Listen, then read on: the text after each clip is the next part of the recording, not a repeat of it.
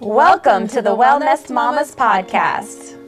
We are committed to leading a sustainable lifestyle and making community connections. In a world where stress and chaos seem to be the norm, finding balance and fostering a sense of true well-being is essential. Whether you are just beginning your holistic wellness journey or are already deeply dedicated to the practice, this podcast is for you. Join the Wellnest Mamas as we uncover the secrets to holistic wellness and discover the power of building a healthy community that supports and uplifts one another. Sit back, relax, and get ready to embark on a transformative journey to leading a sustainably healthy lifestyle. We're glad you're here. Welcome back to the Wellnest Mamas podcast. I'm Steph. And I'm Caitlin. And today we're here with Allisson. Hello. Allisson is here from Be Well Yoga, and she is an incredible human being, and I'm really, really excited to talk to you. Can you tell us how you got started into yoga? Because I know that you didn't wake up and decide yoga.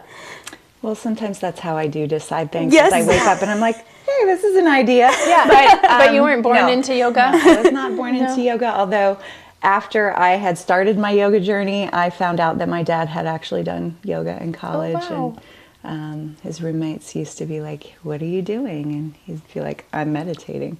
But I didn't know that story until I had already started on my yoga journey. And I actually found yoga in college as well because I needed one more credit hour to keep my scholarship. So I was like, oh, yoga sounds interesting. And we used to practice in a small little room in our class. We had a male teacher, and we were not on yoga mats. We were actually on wrestling mats, which is disgusting.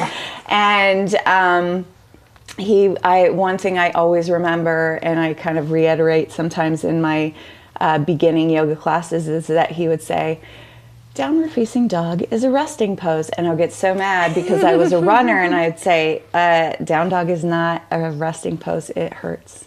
But the other aspect of our class, because he needed something to grade us on rather than just attendance, was journaling. So that's when I really got into journaling and the reflective part, meditative part of yoga.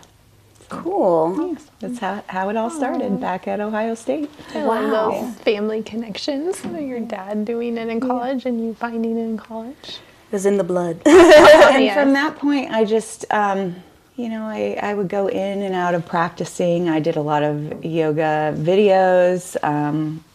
Rodney Yee was one of my favorite teachers that I practiced with, not really online, but on a video. And then I moved to California outside of college after I graduated. Continued to practice there with various teachers.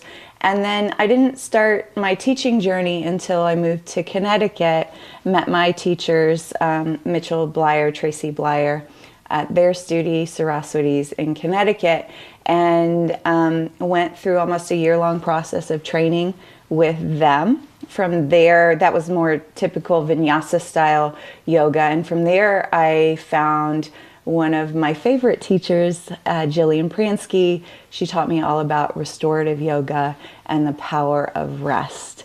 And that was really important to me. After my second pregnancy, I went into a super high stress state and couldn't breathe, couldn't take a full breath in, and went to tons of doctors, and they were all like, you're fine, nothing's wrong with you. Anybody else ever experienced that? Actually, my body's telling me something's wrong, and all the medical doctors are saying everything's fine, your tests all look normal. And that's when I found a naturopath, and she's like, you should try restorative yoga and a bunch of other things. That was that was kind of my yoga part of healing. And I started going to restorative yoga, and I would come, that was a lovely sound. I would come out of class and I'd be like, wow, I feel different. I feel calm, which I think too was a weird state for me because I had lived at such a high stress, manageable stress rate for high such a long time. And it felt strange to me to feel calm. I didn't understand the sensation. So that took a long time. I kept going. I decided I wanted to share this practice, wanted to teach other people about this practice. And that really was outside of my my vinyasa training, my first kind of step into restorative yoga. And then I found a group of ladies that were kind of experiencing similar things, and they wanted to create a class on their own, and we just started practicing restorative yoga every week together. And yeah, brought it here after we moved from Connecticut to here. And I think here in Northwest Arkansas, there's still kind of that foundation of where we started, which was hot yoga. And hot yoga can be really aggravating to the nervous system. And so continuing to talk about those, well, there's another side of yoga, right? And if you look at Instagram, there's all these fancy poses. And I think that we're really missing out on what is important in yoga, right? It's not creating a specific shape in your body, but really feeling into your body on, like, what am I feeling? What would make me feel better? What would rest feel like? Wow. Yeah. That is so important. And I think that's one of the things that is really special about your studio is that they have, prioritized rest. And I do think that it's hard when you're first exposed to yoga, you really think, oh, like you're saying, like the pictures, the perfect shapes and the flexibility and the, and the... I think the very first yoga class I went to was very like, the instructor would walk around and like help you get into that like perfect pose, which did cause more stress. Like now that you're speaking about it, it really wasn't what I now know yoga to be. So for me, it's an expression of your own body. Yeah. But yes, I feel like that's really special and truly a version of healing that we haven't really tapped into, or just beginning to tap into, like in the community, like how important, or that we've forgotten, right? I think too that just the general pace of life over time, and I feel like I just read this somewhere. Maybe I'm making it up. Who knows? But just the general pace of life from even when we were children has just continued to grow faster and faster and faster. And humans are not meant to go at one pace all the time. Just like the seasons. Nature shows us the path that there is a period of rest, and we need to, take advantage of that to heal our bodies, but also to give ourselves time to think. Ourselves time to, let those creative seeds be planted and give them time to grow. When you plant a seed in the ground, it doesn't grow the next day, right? It takes time to grow roots. And the same is for humans, right? To take that time to rest, right? And heal. We just talked about that yesterday. We did a spring garden workshop. We talked about winter sowing and how winter is actually the beginning, because that's the time that the seed is actually emerging from the shell and preparing, and it's an active time. You just don't see anything because it's below the ground. So maybe that like winter and rest is, like you're saying, a natural cycle that we need to tune into. That's really neat. That is neat. So tell us a little more about your philosophy as far as yoga. So if someone is like new to yoga completely and you were to tell them kind of your heart for it, what would you say to them maybe? Yoga it's a balance, right? So there are days where you need that more rigorous practice, more movement, and there are days where you need that calmer kind of yin practices, on the floor, closer to the ground, more stillness, restorative practice. And you kind of need to find what works for you, right? So some people, and I think we go through phases of our lives too, where we are more into the physicality of yoga, and then phases where we are more into the mental aspect, the spiritual aspect of yoga. But you have to find that place where you feel grounded in the practice, and understanding too that I think as studios and as teachers, practitioners of yoga need to come into the practice saying, okay, the teacher's going to guide me through a certain practice. And as beginners, this is hard to figure out, right? Because you've not been exposed to it.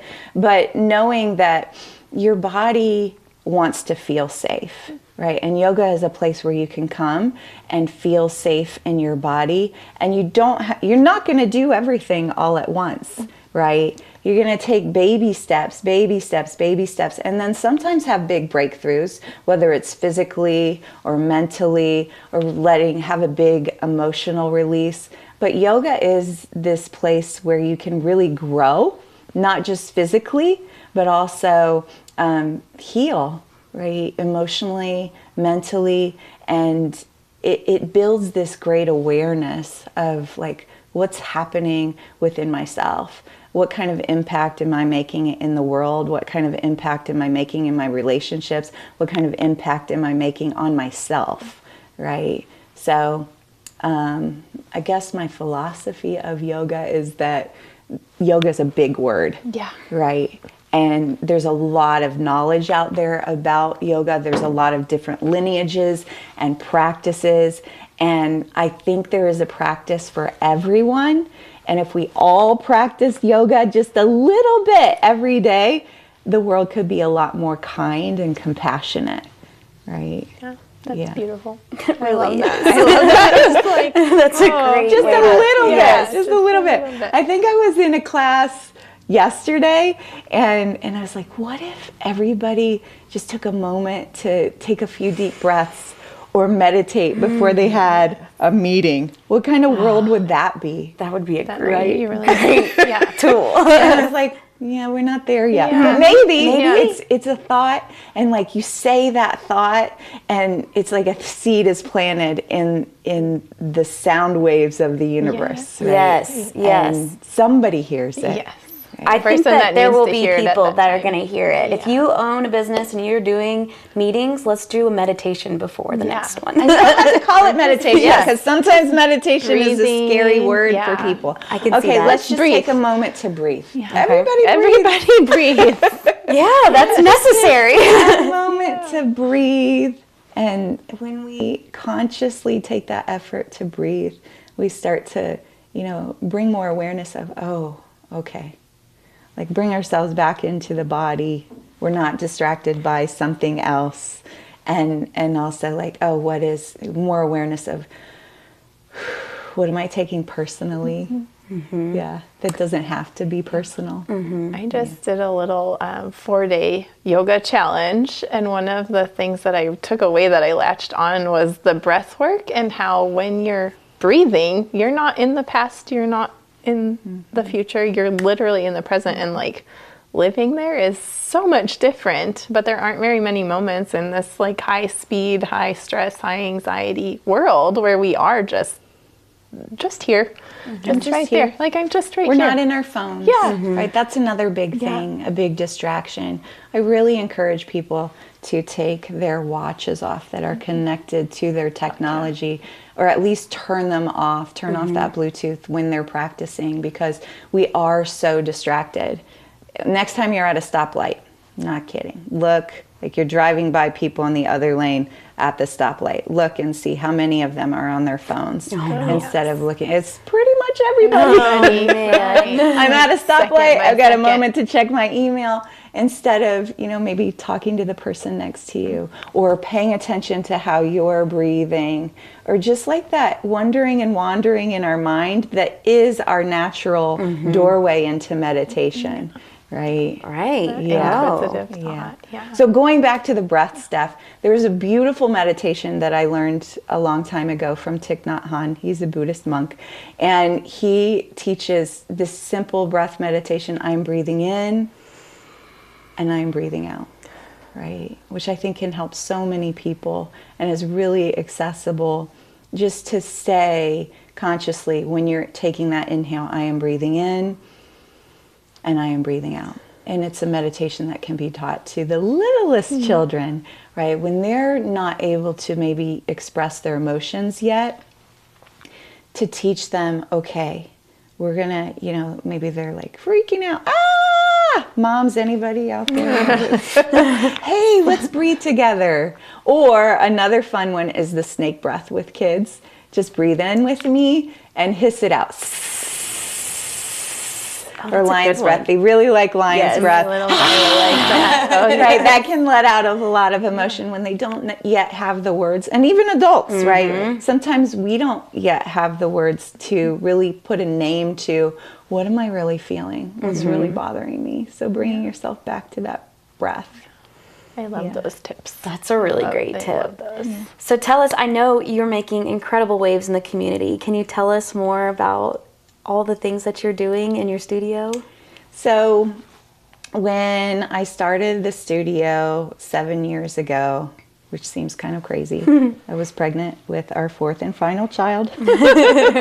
And I probably almost had a nervous breakdown opening a studio and having a baby at the same time. Don't do it! We would not recommend. But I knew that I wanted to create a mission statement that started with community. So I made it really simple. Community, compassion, commitment.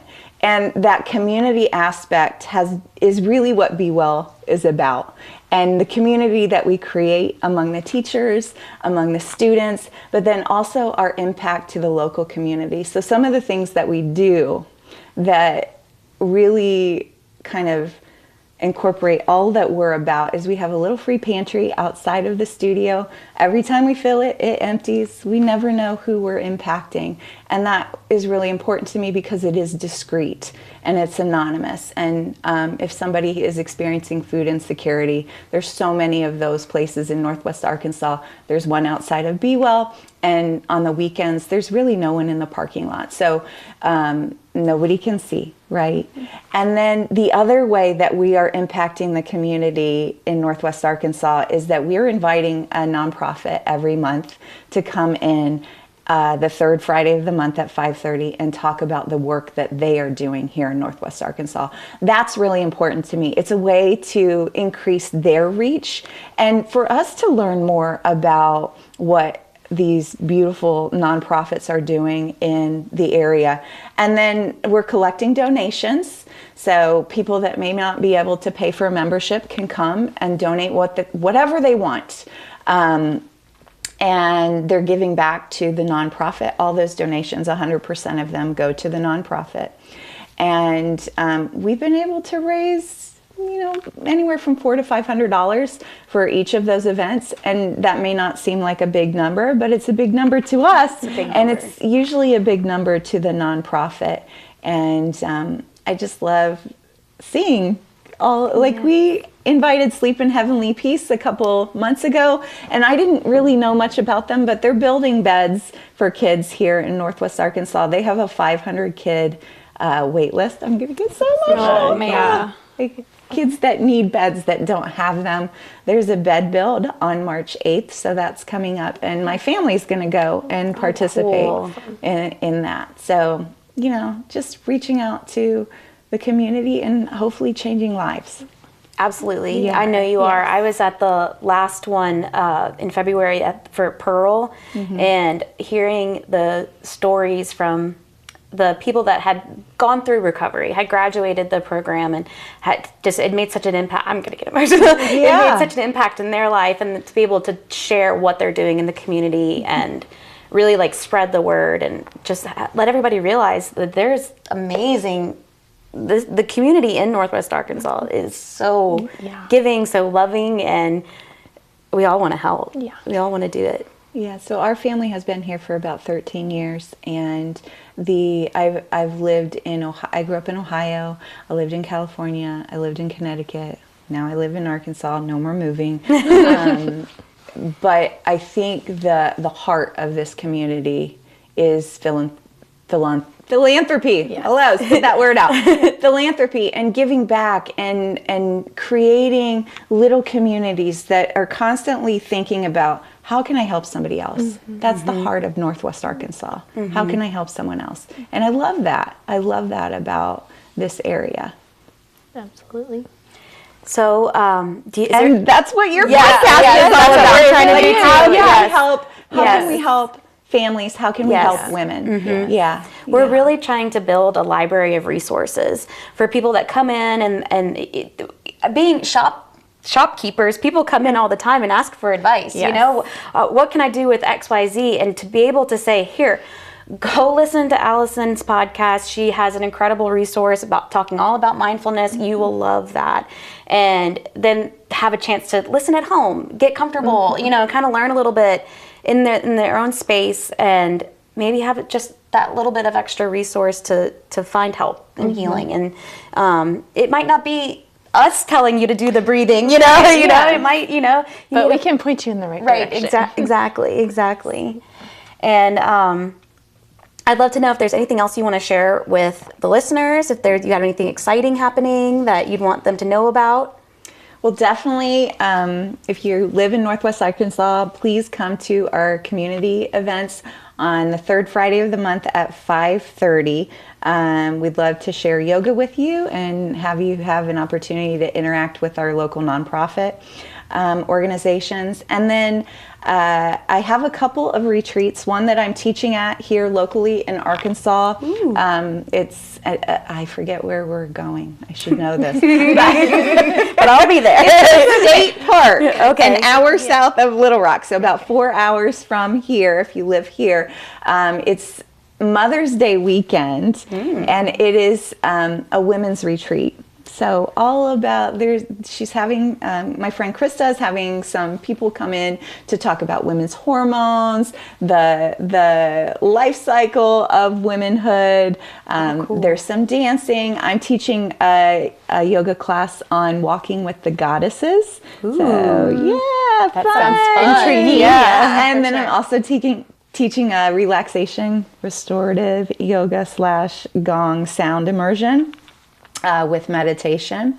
So that's happening the Mother's Day weekend in May. And then in June, I'm taking a group of individuals up to Canada for another yoga retreat at a spa resort. And I can't wait. Lots of nature time, lots of yoga time, and some exploratory exercises on finding happiness. Like, what is happiness to you? So we'll be doing a lot of fun things. And that's June 13th through the 17th. And you can find that on our Facebook page. Yeah. Ooh, so is there room for anybody else to join? We have 2 rooms left. And are you coming? Yeah, 2 rooms They can be a shared room, or if you need your own space. And then we have room for 1 female roommate. Somebody is looking for a roommate. Cool. And then if you want a $100 discount, you can use the code Yoga Captain. All right. I want to be a yoga captain. That's great. So Facebook, is it just Be Well Yoga? Yeah. Yes. And then do you have a website? BeWellYoga.com. And then Instagram, Be Well Yoga. All the Be Well Yoga. We will make sure to drop the links. Yes. And if you go to a class, let us know and tell them we sent you. Mm-hmm. And I'd love to come and do a class with you too. Yes. Thanks, guys. Thank you. So much. Be well. Be well.